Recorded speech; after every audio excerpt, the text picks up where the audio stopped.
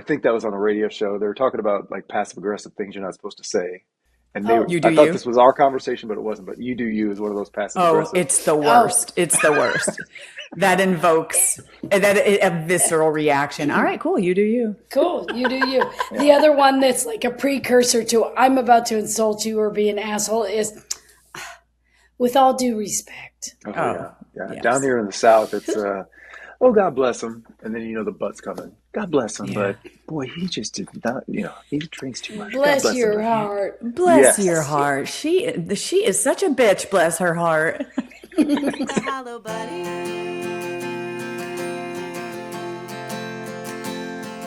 And we all feel hollow sometimes. Greetings and salutations, and welcome to the Hollow Bunny Leadership Podcast. I'm Kristen Zeman, and I am here with my measured, mindful, and morally grounded host, Sylvia Moyer. What do you think? Wow. I Yeah. love that alliteration. It is so rare we get one so poignant, so broad in its description. And three. I Three deserve of them. three. I was feeling Wow. really robust this morning, Were and I you? thought you deserved three alliterative words. You were feeling robust and racy, perhaps? Yes. Ooh, that's good. Yeah. Racy. Better than zippy and zitty. Yeah, well, that's true. Hey, we are both former police chiefs, but this podcast is not just for cops. It is for anyone interested in life, leadership, especially the lessons we have learned about both.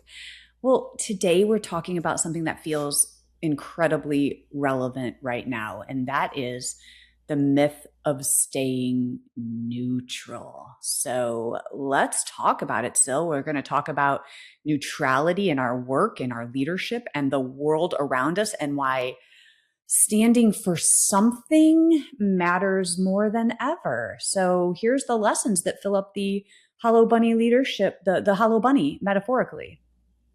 Yeah, Kristen, there's this really interesting and predictable problem that arises when people stay neutral.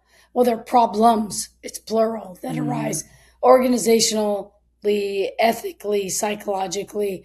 And I think one of those that is the most crippling is that neutrality, when it's done or given or offered or is demonstrated, on a very significant situation, it appears, particularly when there are a number of options that can take place, it makes the person appear uh, weak, but even more significantly, it makes it appear as though all the options are equal. And mm. the when all the options seem equal, I think it mutes the thinking of the people that are involved in decision making. That's really interesting. So I had a colleague throughout my years in law enforcement. I came up with him in the police department, and his nickname was Switzerland, and it was No, because he never took a stance. Now, here's the thing about that, though. I actually envied him because it felt as though this guy was calmer and probably less exhausted than I was, who arguably would get worked up about things and decisions that were made, especially surrounding inequity in our police department. And I remember wanting to be more like him.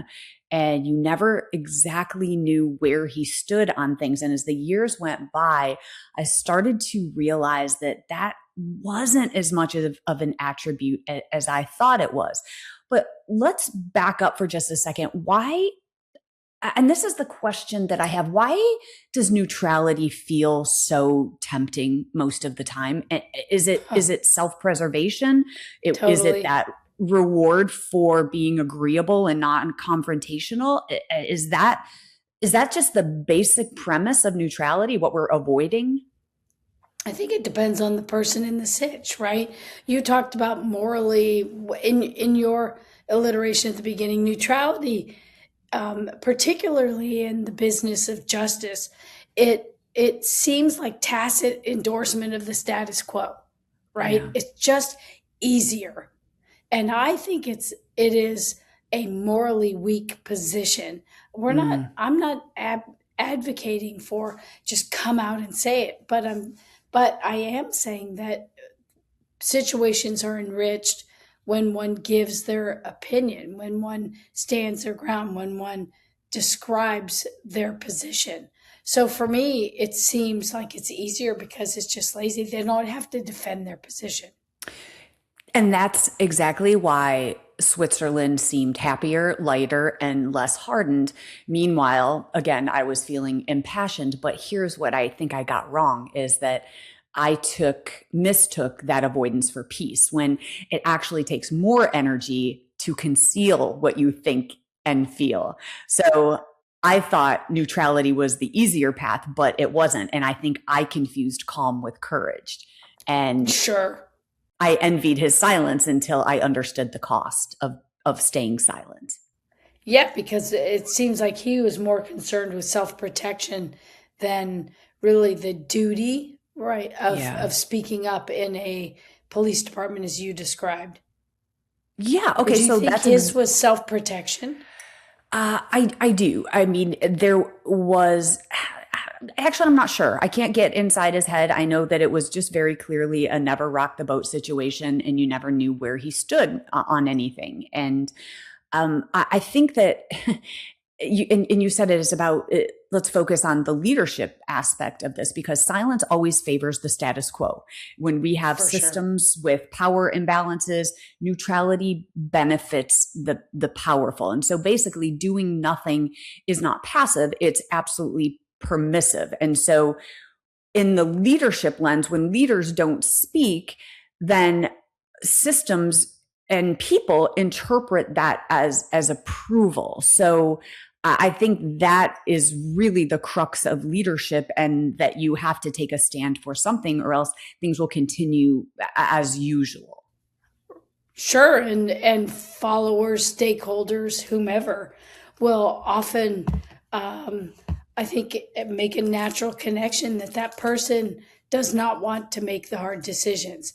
They will not make the hard decisions, and what happens is people fill the void. Right, when there's a vacuum, people fill the void, and when people do, let's take this in this direction. If you don't speak up, someone's going to fill that void, and often. We saw this really quite strongly in 2020. I saw it firsthand, where there were people that did not want to speak up about the thin blue line flag. Let's use that as an example. That symbol caused quite a bit of energy with folks.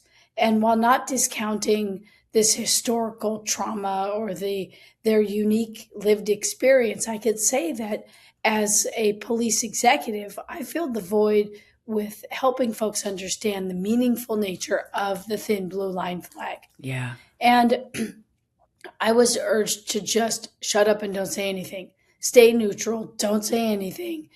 And I could not do that. And the reason I couldn't do it is we had people energized around the thin blue line flag, and they didn't understand its history. In the 70s, LAPD Chief William H. Parker, with all the atrocities that were occurring and the violence that was occurring in LA, made a correlation between LAPD officers who wear blue, and they would stand literally and figuratively between good and evil.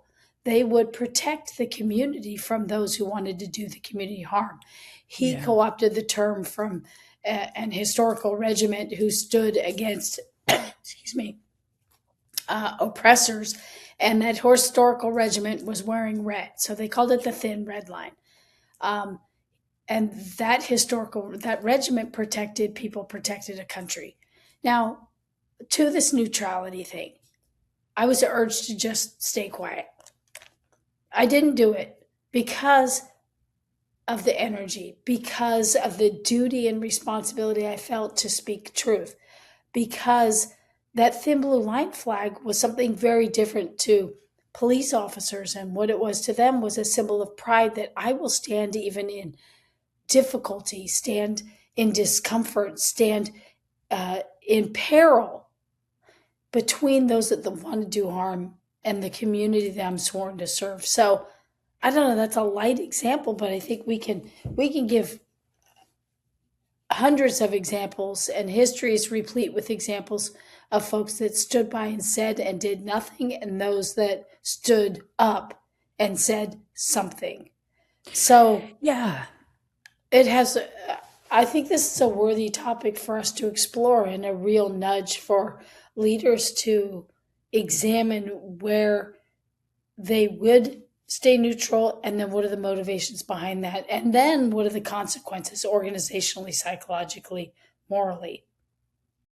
Yeah, I actually really appreciate your example of the thin blue line because you describe what that thin blue line symbol means to law enforcement and how it comes from a place of value-based leadership where we hold the line.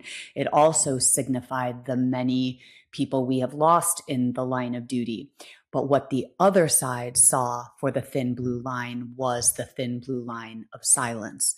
Those who, police officers protecting other police officers, even after they have committed harm to their community. So the energy on the other side of that.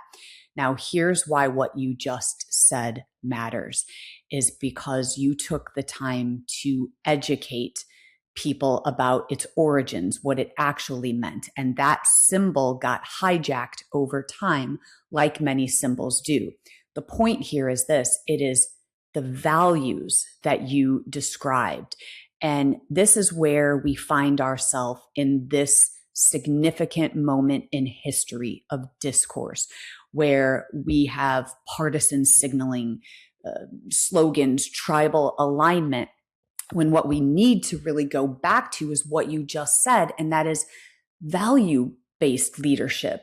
And that means having conversations that explain what we stand for. I stand for, I'm talking just in me personally, I stand for due process. I stand for the rule of law. I stand for human dignity, no matter what your sexual orientation, your religion, the color of your skin is. I stand for courage, accountability, and fairness. And that is what you've just described as this is why I stand behind that flag, because these are my values and the principles behind them. And you can stand for something without demanding agreement, because we don't know what it was like on the other side to feel that thin blue line of blind loyalty, right? And so I think that clarity builds trust, even if you don't have consensus. So it comes right back to courage and saying, this is why I believe in this thing. Does that make sense? It totally does. And I appreciate your affirmation of what you stand for. I'm right there beside you with the same values and what I stand for.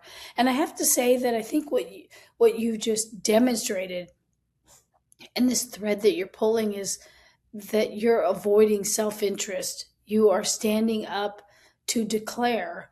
And some people, what you described before, and what I described in the advice that I was given, was this perception of self-interest, right? It's conflict avoidance, it's political hedging, it's fear of accountability. And there's a willingness that you just demonstrated. There's a willingness that I described earlier of the greater good, that society in mass, that the values are more important than the self-interest or the hedging or the other kind of things that have occurred. And, this is just firing in so many spots, because I can give so many examples, I'm sure you can, where we saw people doing this. We saw people staying neutral just out of self-preservation. Yeah. And I think you've just taken responsibility for what you believe. And that's a courageous move. Well, well, once again, it's just value based, it's principle based. But I also think that we have this idea. Well, first of all, I would say that not taking a side is absolutely taking a side. And sometimes neutrality gets framed as professionalism or maturity, but I actually don't believe that. I think that when no one intervenes, and I'll give you a great example that happened in my police department. It was after the shooting of Laquan McDonald in Chicago. And the police officer shot him, I think it was 13 times in the back as he was walking away. And that police officer was charged and ultimately convicted. And there were a group of police officers standing in the lobby of the police department watching the television as this conviction was being read. And they were going to learn whether he was going to be found guilty. And all these police officers hear that this police officer is found guilty. And there is silence. And I'm witnessing this from a place in the police department, from in the foyer. And one of the cops says, "Great, we can't do our jobs anymore." And I remember that moment thinking, I have to step in and say something. And I was the chief at the time, and I'm overhearing this. And I started to make my way down the stairs to say something when a police officer speaks out after what felt like silence for so long and says, "No, dude, we just can't shoot people in the back 13 times who are walking away." Right. And in that moment, I thought that was courage on display, because we wanted to, there goes the thin blue line. We all want to support that police officer. And the guy had a knife in his hand, but he was walking away. And that cop who stood up and said that, following him, a chorus of police officers went, "Yeah, dude, we can still do our job." And I thought, that's wow. It right there, choosing to speak up, right? And that is the backbone that we need to say, I stand with you when you are right, but I will part with you when you are wrong. And right back to value-based and principle-based leadership. And that individual who spoke up had no formal leadership whatsoever, but started a thought movement there where everyone who was thinking it, they were afraid to speak up, but he spoke up, and a very proud moment. Yeah, proud moment of him, of your organization, that gave him space in terms of organizational culture and for the profession of policing. Yeah, and that really sent a signal not only to you. So did you start walking down the stairs? You turn around and go right? Did you go right back? Literally said nothing. No, I was like, I don't have to say anything, and that's the beauty of it. Yeah, that's the beauty. Absolutely. I mean, but what I learned in that moment, is that we can't all be bystanders, and that, when you don't take a stand, then the system will stand for you. So fence sitting isn't neutral, it's protective. Well, right. It's protective, and it avoids accountability. It is void of leadership. It is one of those things that can transfer power without accountability, right? Yeah. If a leader, someone in a position of authority, is neutral, it transfers power without the requisite accountability. And it's a very strong signal of avoidance. And I don't think we're arguing for a temporary pause. It's like, it's a temporary pause, like, I need to know more. There's more pre-decisional data that I need to gather. That's not neutrality. And I think I'd argue, if you're pausing, to state the pause, to describe it for folks. I'm going to really consider this. I use marinate a lot. I'm going to marinate on this. That to me is not neutrality. That's a gathering that's really important. But I do think pervasive neutrality is a problem, because it really talks about or signals to folks that there's an organizational paralysis. And I would think, as a leader in an organization, if I saw neutrality becoming pervasive, I would want to examine what are the barriers where people think they have to be neutral to preserve themselves, or are there consequences that I have not recognized in our organizational culture where people are free to speak up. I think I would look organizationally at the psychological kind of manifestation, right? What do you think about that? And how would a leader notice it? And how might they actually interrupt that as a debilitator in their organization? Do you have any ideas about that? What you're speaking to is the culture of our organizations and the culture of what we celebrate in an organization, what we tolerate in an organization. And, the things, a great example in my organization was we had a very Machiavellian commander who celebrated discipline, and so people quickly realized that in order to get into his good graces, you had to be authoritarian and follow his regimen, and that is what got rewarded. And um, that's a great example of thinking that we have to be so heavy-handed in order to get into his good graces, in order to be rewarded for whatever a position you're putting in for, or a promotion. And so that's what was rewarded. The other thing is, in a culture where we also reward perhaps not speaking up, and by that I mean, when someone does speak up, we stifle them, we get defensive, and we don't allow for a culture of speaking up. That is what drives, I think, what you're saying is we learn very quickly in organizations whether it is going to harm us to speak up, or if it's going to elevate our voice. And so, as leaders in an organization, we have to seek out dissenting viewpoints. Here's what I think about this. What are my blind spots? And my favorite phrase of all, throw spears at me. Right. But that is a culture that you cultivate, and people learn very quickly whether or not they get punished for that. And I kind of go back to my pal who was Switzerland, because people got punished for speaking out against the regime. And so you fall in line very quickly, and you become that what the culture asks of you. So I think that is perhaps what you're speaking to. Yeah, I am. And there's this whole thing that this neutrality, the decision latency increases the risk, right? And if you're going to remain neutral in a not a risky environment to self, but in an environment that really deals with risk, like many of us deal with, the the decisions, the operational risks escalate. And you can put a price on that escalation, because if people aren't contributing to a variety of, or contributing and providing a variety of inputs, opinions, experiences to a decision, that could be deadly for an organization. And then I have to believe that the recovery options from difficult decisions and delayed decisions, those narrow, because then some are off the table. And I think that I've heard that late decisions are worse than imperfect early ones. And I say all the time, I'd rather be right than rapid, but sometimes you can be both.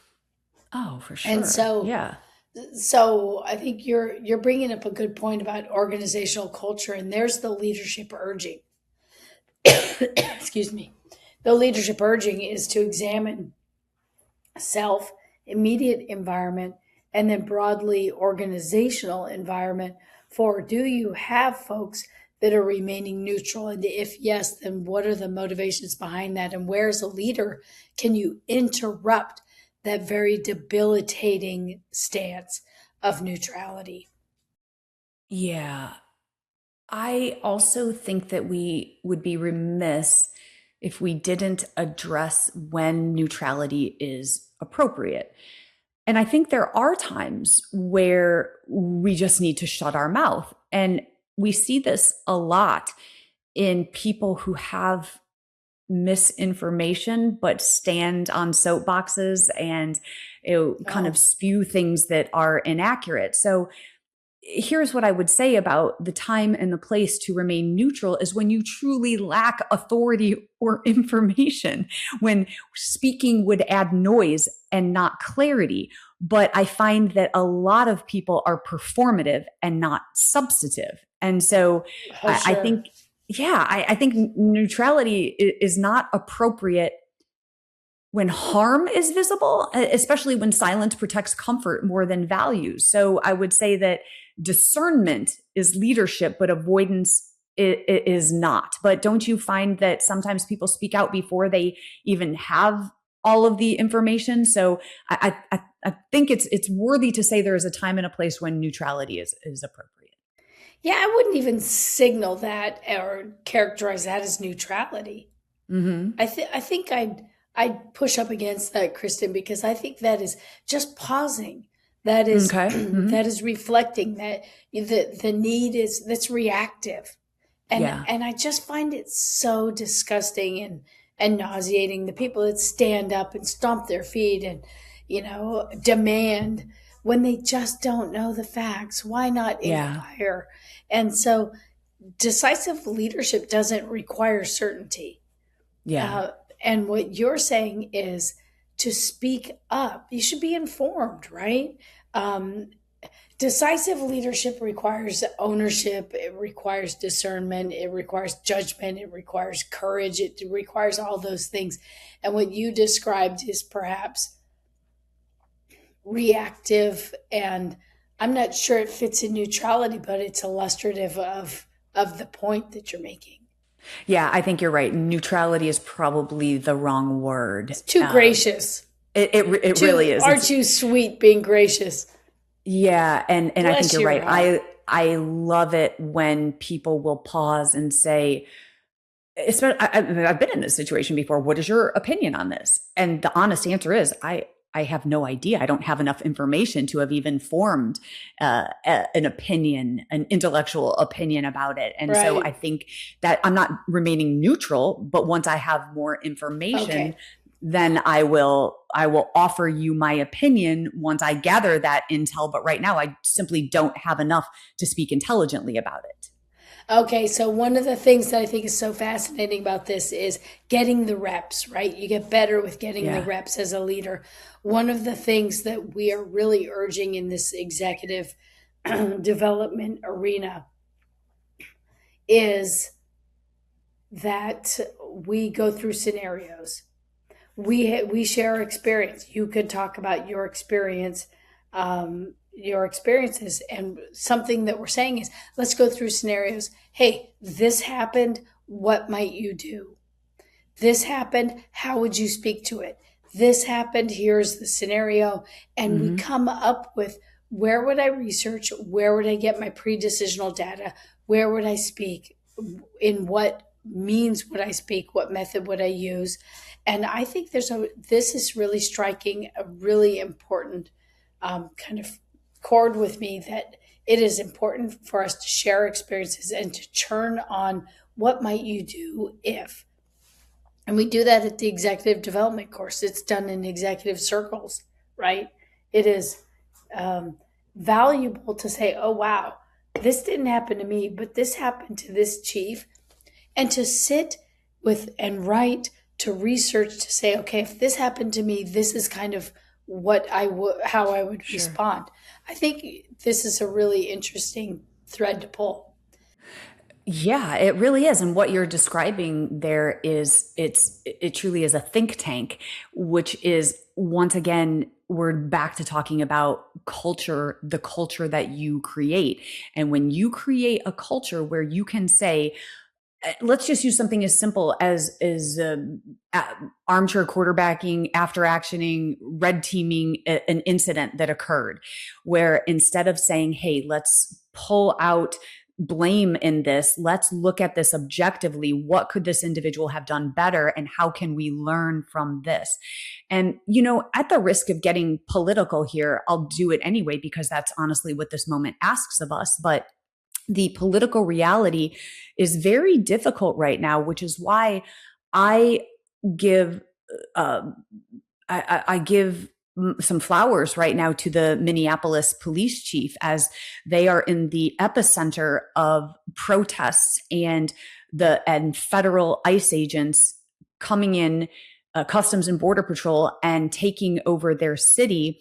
And one thing that, as a police officer, I have seen, and many of us who wear the uniform and have for a lifetime, it seems, can look at some of these tactics and understand that this is not how we were trained. This is not how we go about exercising restraint. And when he stood up and said that this is not who we are and these federal agents are making our police officers' jobs more difficult, that was once again another exercise in courage. He could have remained neutral, because speaking out against law enforcement, and federal law enforcement is still law enforcement, it's part of our ecosystem. And we have enjoyed great relationships and collaboration in the past, once again, following due process and rule of law. And so he took the risk and stood in front of a podium in a press conference and said, this is not who we are. And that was a stance. And he got a lot of flack for it within the law enforcement community, because once again, I don't know how you look at these tactics and these murders that have been happening and say, oh, those were great police tactics. It's absolutely ridiculous. And why that seems so controversial or courageous to stand up and speak out against that is genuinely preposterous to me. It is preposterous, and due process, rule of law, and standards of reason, humanity, inserting humanity. You're absolutely right that police officers in local environments are really suffering because of the degraded standard, not only of strategy, but of tactics, and then the underlying absence of humanity in many of these interactions. And so local cops are suffering. Yeah. And local cops are really saying, look, my character's on full display with every interaction I have, and I'm going to make that interaction better. There's going to be a bright line where we are distinguished as from our federal partners.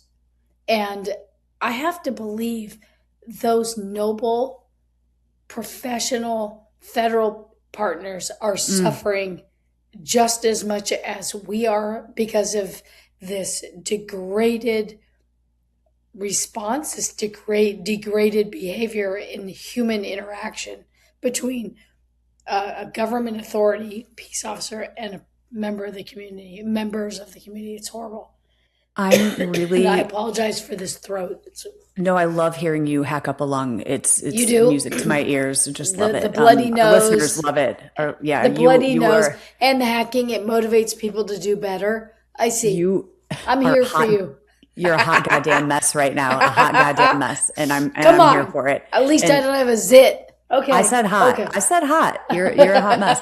I don't want this moment to go away, because what you said there is something very, very important, is that you and I have both enjoyed a law enforcement career of longevity, where we have had wonderful relationships with our federal partners who were aligned with the Constitution and the laws of our land and the values for which it encompasses. And this is where I think the most important thing to say is those who are within that particular place and time right now, our federal partners who are enduring this, their values are on the line.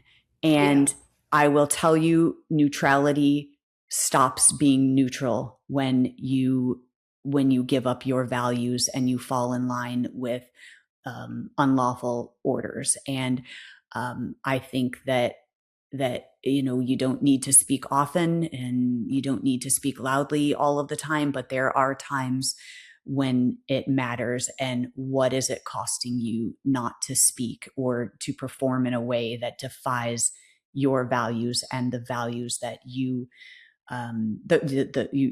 the oath that you took to uphold the Constitution of the United States. And so I won't belabor that, but I think that is a moment of reckoning for those who are standing in that space.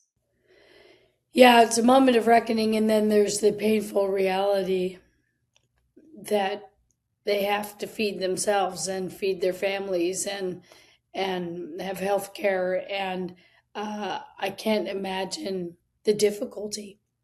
Yeah. I can't imagine the difficulty. There's in a loyalty conflict, we resort to our higher value. In a value conflict, we resort to our higher value. And this is a time that I think a lot of folks are just going to survive. Yeah. Survival mode. And Great way to put it. Yeah. Survive, do the very best they can in micro moments. Yeah. Let's land it right there with that beautiful cough. The so cough, the whole struggle. Yeah. Listen, you showed up today because that's part of your values. You could have called in sick today to the Hollow Bunny podcast, and you Not didn't. going to do it, and I'm going to go. Gonna do it. I'm going to go to the little environment that I'm in and show up and do the very best I can. I have to say, Kristen, I'm glad you brought this up because I'm sure that this will get some folks to really consider the consequences of neutrality, and leaders can so infrequently remain neutral. The organizational, the psychological, and the moral kind of consequences of remaining neutral they are significant. So, Yeah, hey, without a listeners, doubt. thanks for hanging in there with me, with my scratchy throat, my coffee, snottiness. I hope it really urges you to cold plunge, to take care of yourselves, to get on the treadmill, go for a walk, or whatever makes you just healthy and happy. And Kristen, you filled my bunny today with exploring this, and you are a value centered person, and your values are on full display for everybody. I'm proud to be your seat podcast mate. Oh, back at you, babe. So I think we leave the question for listeners. Where in your life are you calling neutrality professionalism when it's actually fear? Who benefits from your silence? And what is it costing you not to speak? So just some things to think about. And, at the risk of remaining neutral, so you have filled my bunny with germs today. Okay. Next time we'll explore like the 4 horsemen of the apocalypse, those relationship things. Cause like stonewalling is almost like neutrality. You just went to blame and contempt. I don't know. Remember? We might have to explore some of that, sister. We might. Well, I think that's where it goes back to the bullying is my love language, right? So, you take great issue with that. So maybe that's a whole other podcast. So, all right. Remember, bunnies, history Yin and does not remember neutral leaders. It remembers those who spoke and those who stayed silent. You have to decide which one you are. Everybody, Ted Madden produces this podcast, and the song that you are about to hear was written and performed exclusively for us by my handsome and talented son, Jake Zeman, and his accomplished friends, Fabian and Zoe. If you like our podcast, please subscribe, please like it, please review it. Please tell everyone you know about it. You can follow us on all the social medias. And if you don't like our podcast, move along. There is nothing more to see here. Remember, keep filling your own bunnies and keep adding substance to others. Bye, everyone. Goodbye. Goodbye.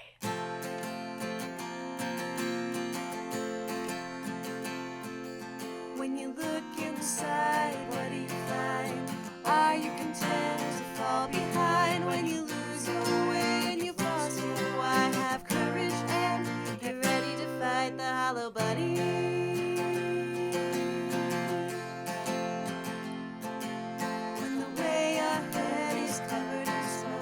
Tired and scared and you're losing hope, you'll open your heart and your eyes to see a challenge and a question, why not me, to fight the hollow bunny?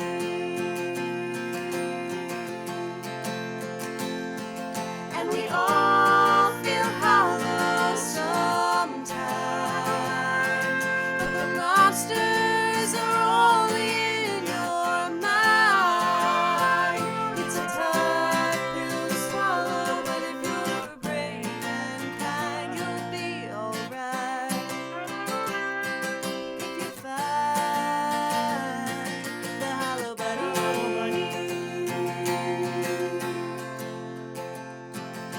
when the challenge ahead instead. To change the world, you've gotta start small. It takes a leader to say, I don't know it all.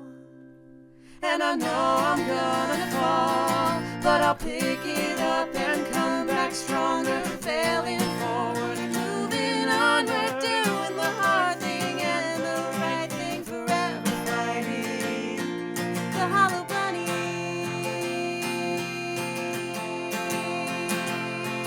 And we all feel hollow sometimes, but the monsters are only in your mind. It's a tough pill to swallow, but if you're brave and kind, you'll be alright. If you fight the hollow bunny.